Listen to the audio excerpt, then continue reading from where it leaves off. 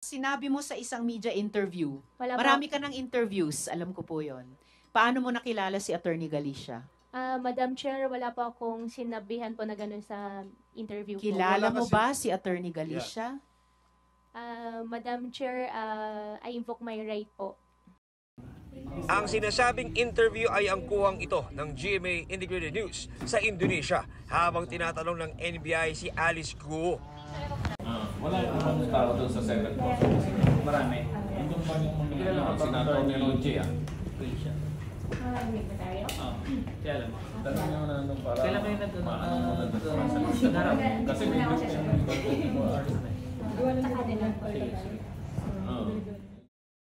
Ayon sa NBI, makakatulong ang impormasyong ito na ibinigay ni dismissed Mayor Alice Guo sa kanilang ikinakasang kaso laban kay Attorney Elmer Galicia.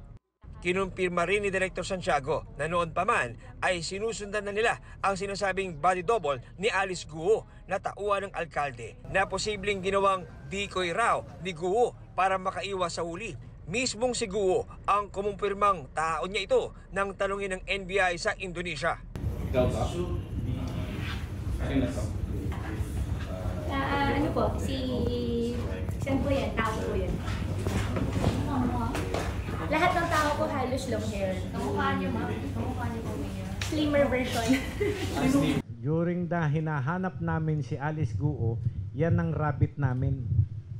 Yan ang rabbit. Ang ibig sabihin po ng rabbit, yan yung susundan mo para makuha mo yung principal.